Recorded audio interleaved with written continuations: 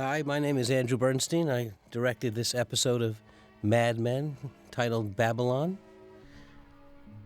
I'm going to start this commentary by saying how much I love this credit sequence. I think it's so unique and visual and interesting and perfect for the show, and I'm not sure who designed it, but it looks great.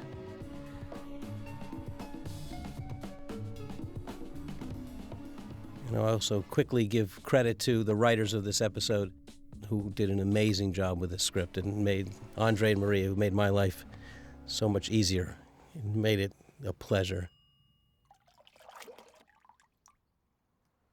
The plopping of that orange juice brought me back to my childhood, I think, more than anything I've ever shot before. Just the idea of the frozen orange juice. It was so specific what Matt wanted in terms of the images of the opening here.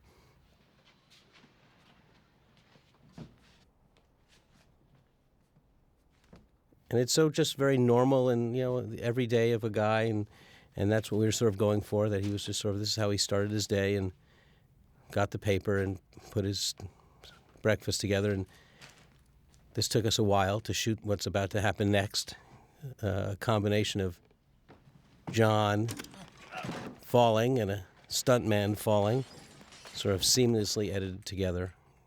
There were many more shots of that. Whitman, you watch where you're going. You're going to break your neck.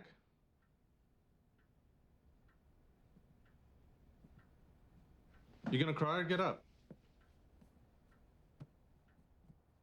I'm getting up. We talked a lot about how to do this and where to do it and how we were going to pull it off, and to not make it sort of seem hokey or too staged, and it is a different kind of flashback to keep him in the it's visual tricks in terms of sort of showing the kid and John and sort of how to mix them, and to sort of, and Matt was very specific about wanting sort of that period bed and those people sort of right in their house, and that nothing else around them would change. We would just plop the furniture and the people in the room, but the rest of the room would stay the same. We wouldn't change the wallpaper or anything else in the house. We talked about possibly doing it on location and making it into sort of a boarding house initially, and we came up with the idea that we were just going to keep it right in the house, so that there was sort of a seamless transition into this when the family comes down, that it really was keeping him inside his house to sort of retain the idea of home, which is a big theme in this episode, and not sort of leave your home.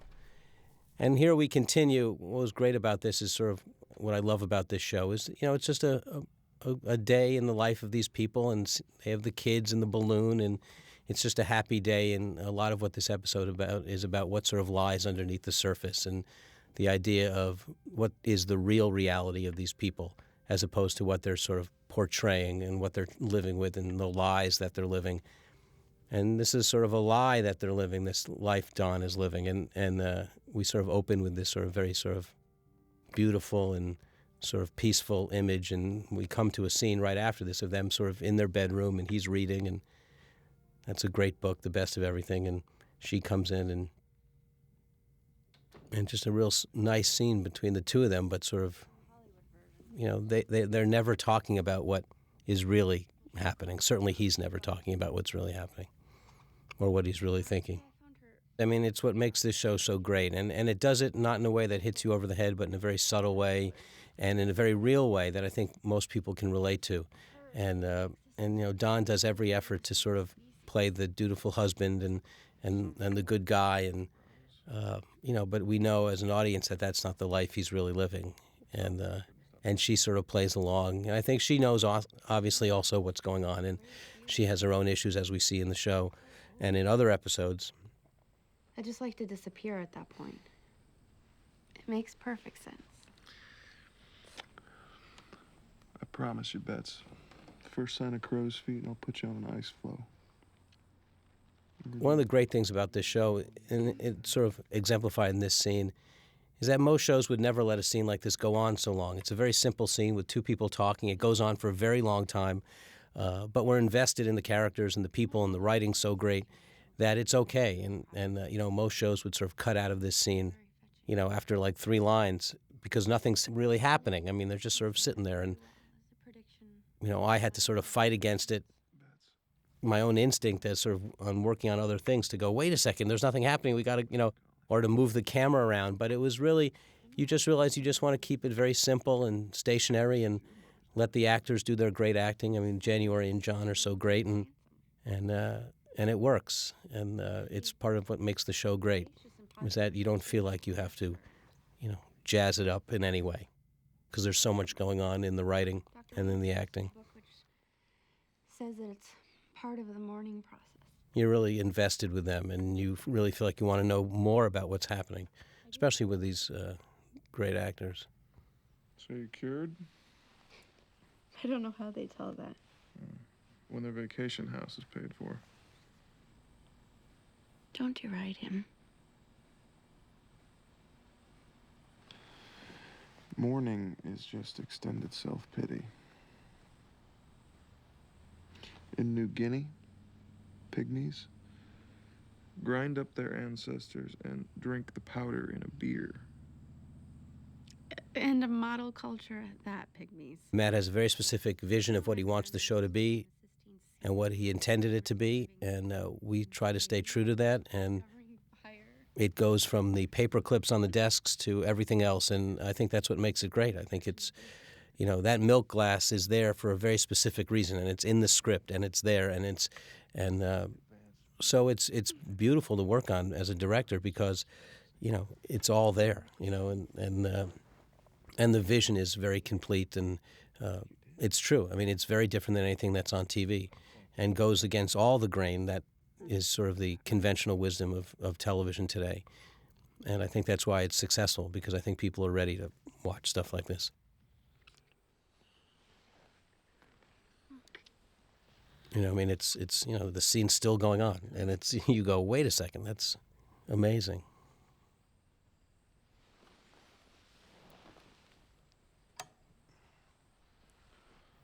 And one of the great things, sort of the themes of this episode also, is sort of the physical contact, and what's great about this show also is sort of the sexual nature of these relationships and how they differ, and how people relate to them, and how sex is portrayed in a very real and not sort of exploitative way. It's really nice to sort of see a real mature approach to it. Your car coming down the driveway. I put the kids to bed early. I make a grocery list. I cook butterscotch pudding. I never let my hands idle, brushing my hair. Matt set these characters up in a way that sort of allows us to explore so many different things from so many different, interesting, real angles that makes it, never boring. And also, it's amazing that a show that's sort of a period show like this is so relatable to today's audience. I mean, it's what makes it great, that you can sort of relate to something, yet also still be excited by a period and learn stuff about the past and bring history and politics into it that also sort of gives it a real interest. The more we change, the more we stay the same, is sort of the adage.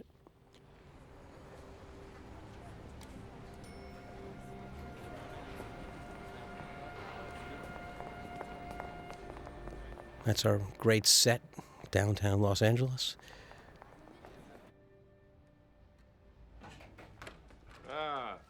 Don, do you remember Nick Rodas from Olympic Cruise Lines? Great group of actors. Yes. One of the great things about this scene and sort of This is Urine Ben a overall theme of the episode is sort of what they start talking about, and the whole idea of exile and exodus and where we live and what is home, and it's all brought up in this scene in a very sort of subtle way, and they set up themes that are sort of played out through the rest of the episode. It's an exciting idea. On the surface, this scene is just a scene, a work scene. They're clients, and he's trying to get their work, and they're trying to sell something, but what they're talking about is very important and pertains to the rest of the episode. We are going to visit Mr. Bernbach down the street, but some of us find his humor to be kitsch. We thought we would try a traditional way as well. Sterling Cooper doesn't like to think of itself as traditional. Maybe that is the wrong word. My English is not so good. Glamour, like glamorous, that's the word. We saw your awards. We were impressed with your work on Rio de Janeiro. You're not thinking One of the great things about this show is that we give the time to it. We get it right, and we try to do it in a reasonable amount of time, but we don't want to leave a scene unless we feel like we've really nailed it and we've gotten it right. And with these actors, it's not hard because they're so good. And one of the great things about this show is that we get great actors as guest actors who want to come in and be a part of it. So it certainly makes my life easier. And it's it's also one of the great things as you listen to this show and this scene is how mature the dialogue is, how it doesn't talk down to anybody. It's very intelligent and very fresh, and I think it's a real change. They always say that. He ate so many of those things of food, it was just, oh. This is great. That's a great actress, Talia Balsam, who's married to John Slattery in real life. They're great. Do we have lunch today? No. It's a great scene. Margaret, a haircut. A haircut? Oh, I like your ponytail, Squirt. Makes you look young. I like your hair, Daddy. It makes you look old. Like John's reaction there is great. So subtle. Such a great setup. Oh, I cut my own hair. You picked her. This is such a great setup for certainly what happens later in the episode. I mean, just sort of seeing Don and Joan walk down the hall and John Slattery with his wife there. Margaret, say hello. Hello. I mean, one of the great things also about directing the show is when you walk on the set and you see these people and they're dressed up, the hair and the makeup and the extras and the set pieces and the typewriter, how perfect it is. And Matt's very specific, obviously, about how everything looks. And I mean, he'll walk around the set, and if he sees something that's not period, he'll grab it. And it really just throws you right into that period and makes it so much easier to direct scenes and be a part of it. She used to love being in my office. A haircut is the least. And this was great. I mean, the sort of how he set this up and just making it feel like John was in his, was in not knowing who's there and, that he was with his wife and they had gone to a hotel or that was their bedroom. And we wanted to make that room feel like their bedroom, not that it was a hotel or anything, that you really had no idea what it was until momentarily when the lovely Joan pops into frame. Too hard on her. She's a young girl. When I was her age, I wrote a tramp. People loved it. It was great. It was one of those shots and scenes where you just loved shooting it because you knew people's reaction to it was going to be so great. And they were so playful together. And it's such a sort of a simple scene, but there's so much going on, which is what this show's all about. You don't have to go back to work. I do. Zip. You like the pearl necklace I gave you? It's gorgeous. Matt was very specific about that. She just grabbed that necklace, just closed it, and walked off, which I thought was very funny. Beef Wellington. Napoleon. We leave this lunch alone, it'll take over Europe. I don't like eating in here. Food that close to the bed reminds me of a hospital. If you had your own apartment, we could go to your place. You could cook for me. Don't you like things the way they are? Are you kidding? This has been the best year of my life. Do you have any idea how unhappy I was before I met you? I was thinking of leaving my wife. I'm just getting tired of all the sneaking around. Aren't you? Roger, I know as much about men as you know about advertising, and And one of the great things, the development of the characters on this show is, Joan's very specific. She has a very specific agenda. She knows she can't be with him all the time. She knows he's not going to leave his wife, even though he might joke about it. And they have an arrangement, and that's what it is. And that's one of the interesting things about the show and these relationships is, what's on the surface, what's below the surface. What are we showing to the audience? What are we not showing to the audience? And Joan's a great character because, she's in total control of this scene. And there's, she has him, right there in the palm of her hand. And she knows it, and she plays it. It's a considerable length of time, and I have my own world. I go out, and I have parties, and I have friends over. And she knows exactly what to say to him to really get him going. It's great. I want to hear this. Carol and I have this nice little rotation. Carol, the disaster. I've known Carol since college, and she's been a good friend. And she's bright, and she's neat. So you think you'd be lonely? I think it would be half as much fun alone. In terms of these characters, it's a new show. This was an episode relatively early on. So everyone was sort of still figuring out who they were and what their characters were, and we were all learning together. They certainly know a little bit more than I do because they had been around and inhabited those characters a little bit longer. But one of the great things about shows that are new is that, you're all learning together. So we sort of spent a lot of time talking about what they would do and what they were thinking and how they would respond. And I think that'll become a little bit more second nature as the show goes on. But certainly in this scene and in other scenes in this episode, we spent a lot of time prior to shooting and while we were shooting, a lot of time talking to the writers and Matt about the characters. And I think we were all learning together, how people would respond to things and how they would react. And that is thrilling, as a creative endeavor for everybody to sort of figure out who these people are. And the writing's so good that it's sort of, it's easy and then makes it so much fun.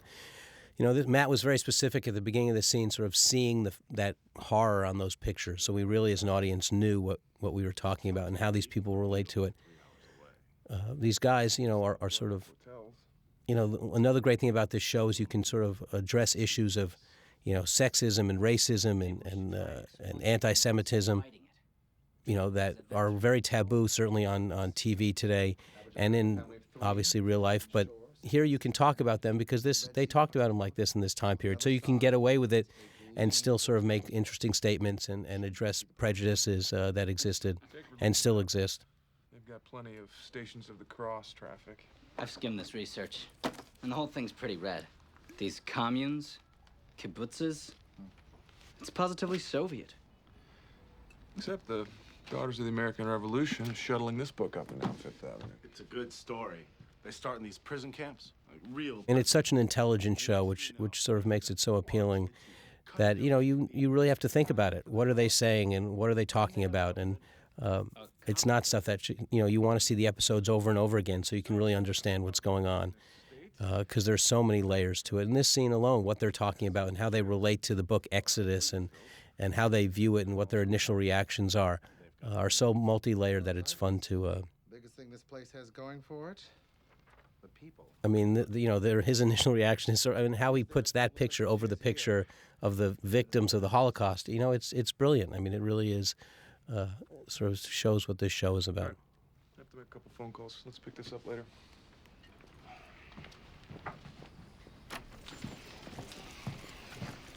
Peggy, will you give me a private line, please? Right away, Mr. Draper.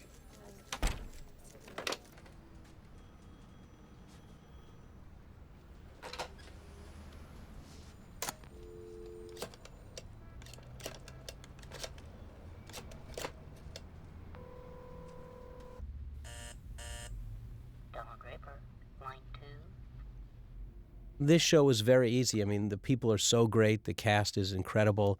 Again, shows in their early stages, the first couple of years, where everybody's so excited to be there, which might not be the case later on. But they're so excited to be there, and they realize, certainly with this show, that they're part of something that's special and different. So it was very easy, and they're actors who want to be directed and who want direction and want to be part of the creative process. Same with the writers. We had a great time sort of working on the script and the production designers and the costume designers and the cinematographer. It was a very collaborative, creative place, so it was very easy to step into this show and fit in and be a part of it. And different shows have different feels and different vibes, and you sort of have to sort of figure out coming in as the guest director how you were going to mine that field sometimes. This was very easy, so it was a joy, and sometimes it's not. Oh, it's so muggy tonight. Did you just get a library card? I rarely see you read it. Another great thing about this show is, you always love shows where, you sort of have to jump on your computer and go, what's that? And let me do some research. Let me figure out what we're talking about, because it means that, there's stuff there that is actually interesting. And, if you can gloss over everything, then it's certainly not as much fun. I thought it was a romance. The first boy I ever kissed was Jewish. Again, this scene sort of where Betty and Donna, sort of, she's talking about her first boyfriend, that he was Jewish, and they're just simple scenes, and taken out of context, or in another show, people would sort of look at it like it was, what are they talking about? But here it feels very natural and very real, and sort of goes to the heart of what their relationship is. It's a very sort of superficial relationship. David Rosenberg. He was very good looking, but there was something about him that was gloomy. Was he a good kisser? Let's just say he had more practice than I did. Yeah, I'm sure he was very disappointed. Oh, please. The only reason he picked... And long discussions went into sort of what would she wear and what would she take off and what would be the first item, the second item, and all. It comes off sort of seamlessly here, but, he just sits there in his pajamas, but she had to take everything off and put it back on, and how much time was it going to take, and did we have time to do all that, and where was she going to be standing, because we want to see it, and, all the costumes are so wonderful, and all the layers are so wonderful that you really want to see it. And this is, again, sort of how their relationship relates to sex and the sexual nature of the relationship. And, she's a very sexual person, and he sort of is in the midst of another relationship that we sort of know about and will learn more about. And that's sort of infecting this relationship. And his work is come into the bedroom, and it's sort of, very simple but very layered. Again, someone pouring vodka in their office at the top of the scene, it's just, you would never think about it today, but then it was commonplace. They should have taken his bat. Should we wait for you to have your breakfast? And also not hidden. It's not like he took the bottles and put them away. It's just big bottle of vodka sitting right on his... Belle Jolie. Yeah, I've been looking at the work. Also, one of the great things about this show is sort of the art department and what a wonderful job they do sort of creating these ads, and the time and care that is taken to sort of make it look so realistic. And we looked at tons of old lipstick ads, and a lot of research and effort and thought goes into sort of how these things are going to look. Makes it fun. Flush on a woman's face after you treated her right? If you're going to quote the research report, don't start with "did you know."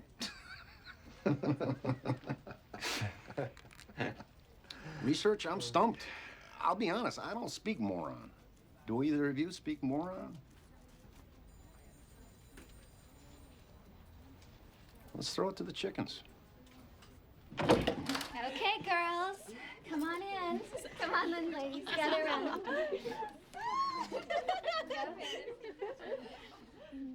Settle down. Now, this scene is sort of the the trademark of this episode of that people seem to love, and the whole idea of as we'll shortly see, a two-way, the mirror of the other guys looking in is just a brilliant idea, and dramatically so much fun to play around with.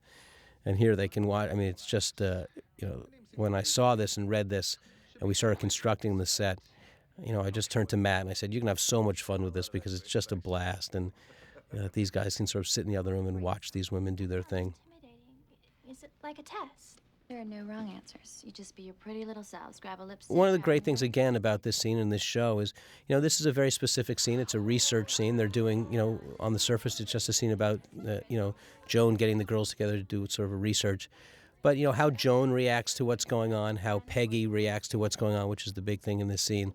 It makes the scene have many, many different layers. And then you add to that guys are watching them work. It works on so many different levels, and what makes this show. I mean, this was just a blast. I mean, we laughed and laughed and laughed when we were doing this. And that these guys just sort of come in one by one, and as if they're sort of, coming into the theater. I love it when they do that. My little blue fish. Anybody mind if I take off my pants? I just had to keep coming into this room and just remind these ladies how much fun we were having in the other room watching them. It was just a blast. Do you match your lip color to your clothing or to your accessories? I know, that seems like a loaded question. It is unloaded, and I insist you curb your editorial comments. Sometimes I match it to my nail polish. Good answer. Go ahead. Do you change your lip color with the seasons? You, stand over there.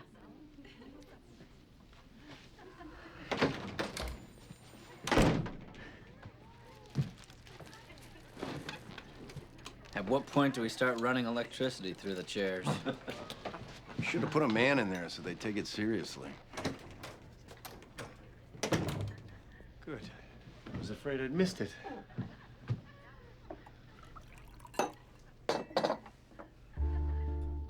She knows they're watching, and she just loves it. And certainly in that, she sort of gives them what they want. And, you know, again, another layer of this, when you add to this, you know, that Roger and her, we now know are having an affair, and he's in there watching her, and all the guys are commenting on her. I mean, it just adds another layer to the scene, which, you know, makes it that much more interesting to watch. And the other great thing about this show is sort of the ability that Matt allows in the editing to sort of just let some shots sit there and allow the time to go, where we really let those moments sink in. We don't force, we don't rush. There doesn't feel like there's a, you know, you have to get somewhere really quickly. You sort of let the scenes play. Isn't it great? It just works so perfectly with the scene.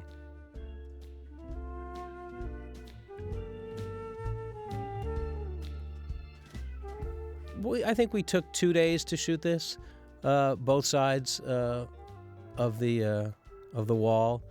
It took a little while. There's a lot of shots in these scenes, a lot of pieces to do to coordinate, you know, both rooms at the same time and make that all work. But it's sort of this great slow motion shot of the things falling in. Now this scene, which we shot downtown in Los Angeles, beautiful production design. This shot sort of was my sort of homage to the pilot episode, that shot of the opening when we first see Don, and we come in right behind him at the place. I sort of want to sort of emulate that shot, sort of a little homage to Alan Taylor, who directed the pilot. And it's a great scene. It's a simple scene of the two of them. We see Rachel here, fabulous actress, and the themes that are brought up in this scene are really the themes of the episode, when she sort of starts to talk about, you know, home and Babylon and exile and sort of what it means to be Jewish, and sort of she gives him a little bit of a lesson on what's going on, and she brings up the real themes of sort of what the episode's about, you know, what it's like to have a home or not have a home, and what it means to people, which is certainly a theme that's so relatable to anybody. I mean, again, going back to a period show that has themes that are relatable to today. You know, and she brings up, you know, at the end of the scene, the idea of utopia, and she sort of talks about what utopia means. And again, a theme of this episode, the idea of utopia as a place you want to be versus the reality of what is. And that's his life. I mean, that's Don's life and in a nutshell, and it's all brought up in this scene. Beautifully written. I have. It's all sentimental. World War II trivia, oranges, kids in blue and white hats. They're doing a movie of Exodus with Paul Newman. Paul Newman, that's nice. Now I have 2 reasons to see it. And this is great. I mean, I think it's great. You know, we see Don, you know, a little subtle moment. She's flustering him. You know, we never see Don fluster. He's always in control. He's always in charge. And here, you know, he spills on his tie, and he's kind of a little flustered. And, you know, it's a nice little thing to see. We don't see it with him. I'll say one thing about Israelis. Don't cross them. Well, those people at the meeting were definitely Zionists. Zion just means Israel. And again, you know, one of the real interesting things about this show, as we were sort of talking about earlier, was, you know, she's in control of the scene. You know, Joan was in control of that scene. You know, we have these women who are, you know, with these powerful men, yet they control the scene completely, and the direction of the scene and the tone of the scene. And Don's sort of here trying to come across like he knows what he's talking about, and she's just, you know, schooling him on what is. I don't know what I can say. I'm American. I'm really not very Jewish. If my mother hadn't died having me, I could have been Marilyn instead of Rachel. No one would know the difference. What is the difference? Look, Jews have lived in exile for a long time. First in Babylon, then all over. And there's the mention of the title of the episode. We've managed to Again, sort of echoing the themes, a couple of the themes of the episode. It has something to do with the fact that we thrive at doing business with people who hate us. There's such fun scenes to direct, you know, with good actors and multi-layered scenes. And again, we were talking about sort of scenes that are just two people sitting there talking to each other. yet they're about so much, and they can be played so many different ways. And I remember saying after we shot the scene, and we didn't have a lot of time to do it, we were on a pretty tight schedule, but saying to the actors that I could have shot this scene all day. I mean, we could have shot it all day because there was, and not gotten bored by it, because there was so much to explore, so much to mine, and they could have tried so many different things. It's one of the hardest things about shooting, certainly episodic television, is the time restraints. And when you get great writing and great actors, you just, you sort of, they have to rip me away from the scene because you just want to stay there forever. And they want to do it too. This is great, sort of, as we were talking about earlier, the idea of sexuality and contact, and there's so many instances in this episode with Joan and her and Betty, sort of intimate contact with men and how that's perceived and how they take it in subtle ways and not so subtle ways. It's interesting. Utopos, meaning the place that cannot be. I mean, she mentions utopia, the place that cannot be, and that's what it is. I mean, that's really what these guys are all dealing with.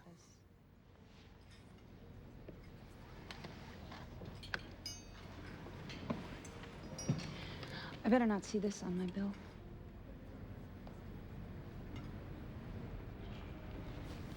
Okay, girls, playtime's over. Time to put down your lipsticks and head back to your desks. Thank you for your cooperation and your lips. These go in the closet. This is great. He shows up watching them as they walk out. Well, now we have to count the shades they tried. Can you bring me those tissues, dear? Here's your basket of kisses. Basket of kisses. That's cute. Who told you that? Elizabeth Moss, who I worked with on The West Wing, and just a fantastic actor, and I was so thrilled to show up on this show and have her as part of this cast. Which color did you like? I didn't get the one I liked. Someone took my color. Why didn't you choose another one? I'm very particular. As opposed to the other girls? Joan watching this all go on, sort of saying, you're stepping out of line here. Their relationship is a fascinating one as well. Just another subtle part of this scene, how Joan relates to her. Bet you wish you could pour that in a glass and drink it. Great line.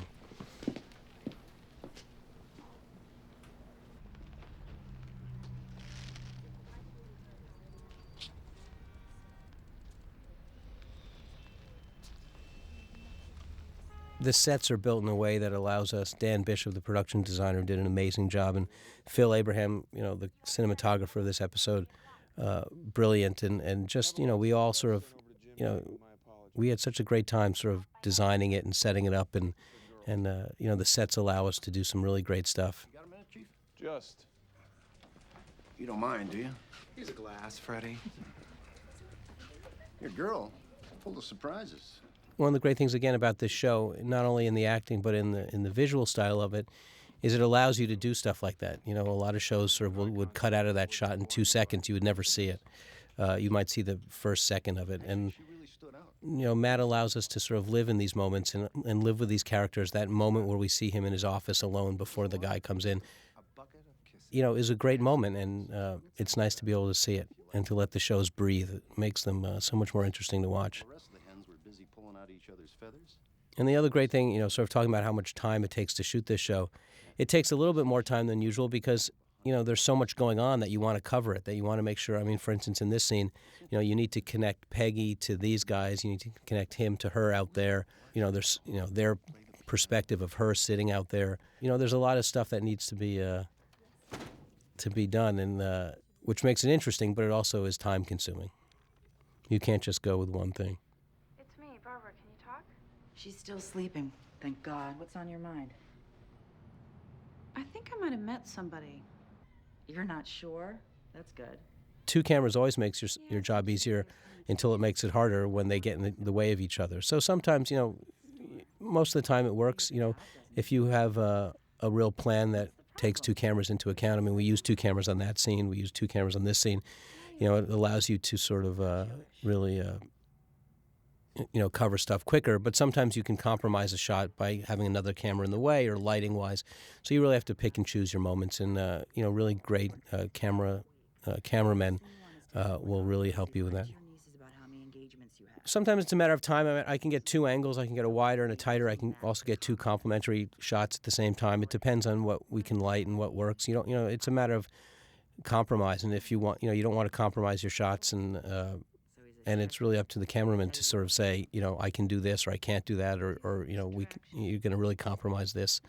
But I always find two cameras helps, and but you don't always because of budget reasons get them. So it's sometimes you just have to pick and choose.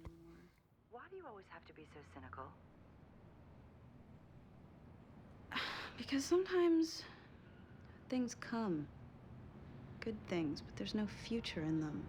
You're a modern woman, Rach. Forget the wedding.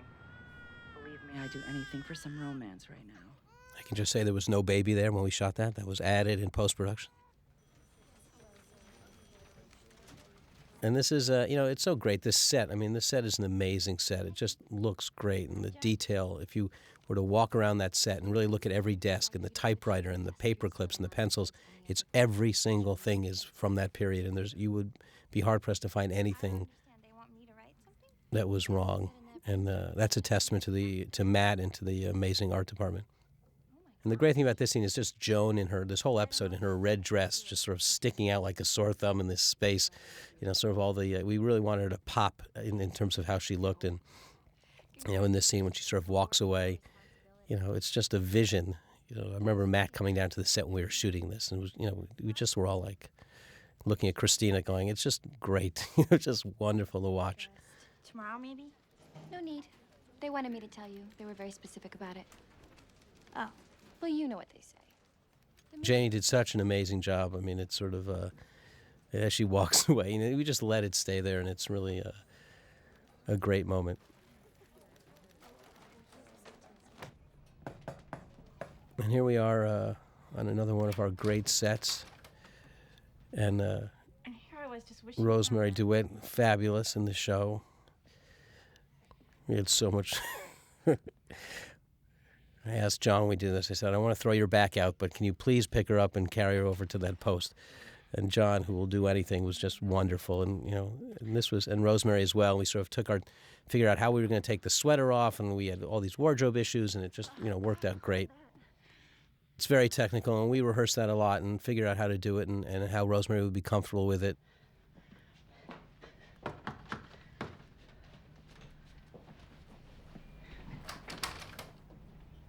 Hi, Roy. Hi, beautiful. What's shaking? I love that Don sort of has his shoe in his hand as he's sitting there. And that was, I remember John's suggestion. We were sort of talking about where he went when he came in and what he was doing. And, it's very specific. He came in, they're going to have sex, and he's going to take his clothes off. And sort of that's where he would be, starting to do that. Well, that sounds like fun, Dawn. We should go down for a while. And I love Rosemary in this scene, so she's sort of the middle of this triangle of these two guys, and she's fine with it. She's thrilled. It's like, okay, we'll just go down. We'll hang out. She's not worried or embarrassed. And he's sort of off to the side there. And nothing else. Great. They look so great in that space. Just incredible.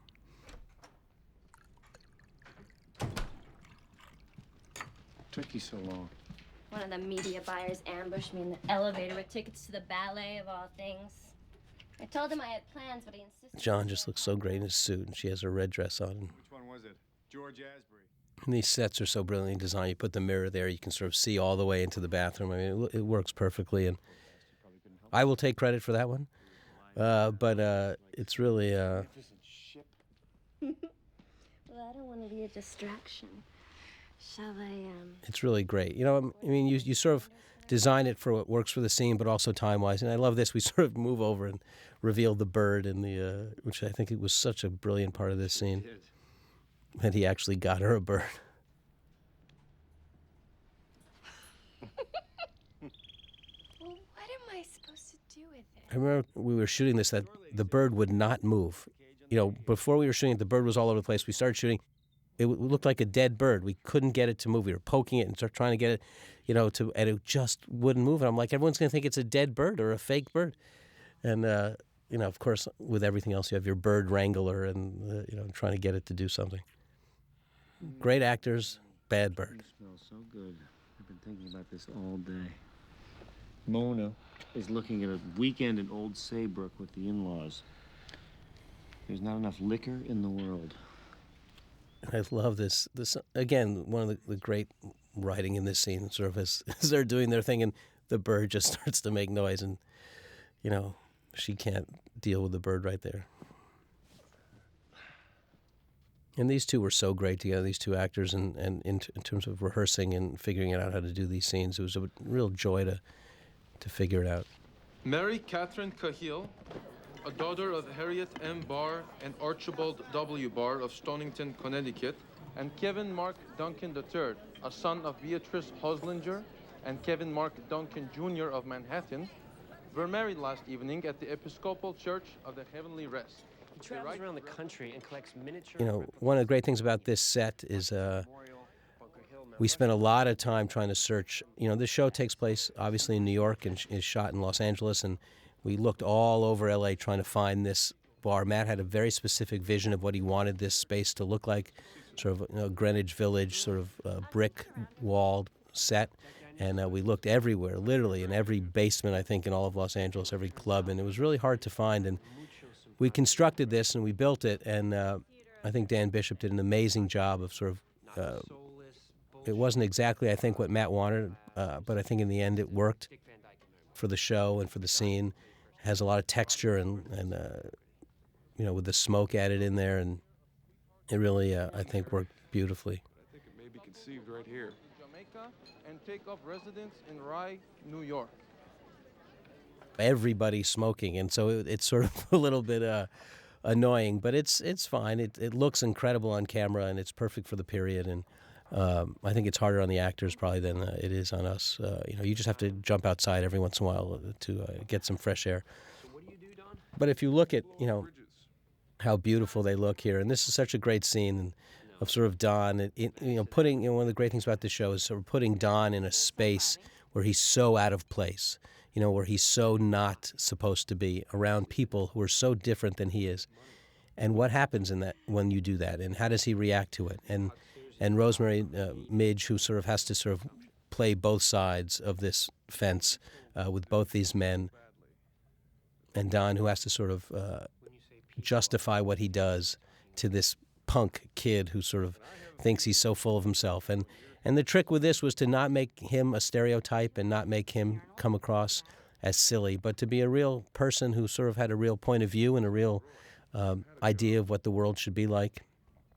And to sort of also point out, how potentially superficial Don's views on things are, and sort of, that his ideas might not be, the right way either. And, a great shot, beautiful lighting, just incredible, and our poet on top of the piano. Viva la revolution, he roared as he vanquished my dress. Outside the We had a lot of fun casting that role, and people came in and had to read that poem and sort of what people would do with it. It was just pretty funny. Take off your shirt! Everyone was very specifically placed, and who sat where and how they sat, and it was yes, this took a while to shoot. We had a This is Ian. It took a little while. We'll go right afterwards. And then, sort of the great thing again, you saw she grabbed his hand, another example of a woman grabbing his hand and what that means. And this is this song, beautiful song. The musical supervisor of the show is right there in the middle and playing, and did a great job. And we found these people and really had a lot of research photos of what this band might look like, and pictures of Bob Dylan back in that time and sort of groups like that. And this montage, which editorially they put together so beautifully. We spent a lot of time sort of figuring out what this was going to be, and we knew the nuts and bolts of it, but at the end of the day, Matt and the editors really did an amazing job putting it together. And it fits so perfectly with the song, just these beautiful images of, what we've seen throughout the show and sort of summing up the experience. And we can't go wrong with a shot of, just a pushing on John Hamm. It's sort of... And this was great, sort of the idea that just the two of them, not looking at each other, getting ready, silent, no talk, very formal, sort of no sexuality to it at all. Just sort of sums up what we've been talking about this whole commentary about sort of the idea of utopia and reality versus not reality, what you can and can't have. And this was shot outside the Biltmore Hotel in Los Angeles, downtown. And the beautiful image of the end of the show, just a very sort of static image of the two of them on separate spaces. And Joan just, looking elegant and beautiful with her bird cage, and he pulls his hat down and lights his cigarette, and the cars pass by, and Matt was very specific. He wanted the end of the show to just be silent, just the sound of cars going by, and the music has stopped, and it takes us to the end of the show. And it's just a beautiful ending and a beautiful experience with, as the credits roll, watching these amazingly talented people, everybody, really every single person on this show. The cast, the casting, everybody. It's a special show with a special group of folks. It's really amazing. The hard work people put into it and the dedication to detail is unique, and I think it should be commended and has been. So it's very nice to see.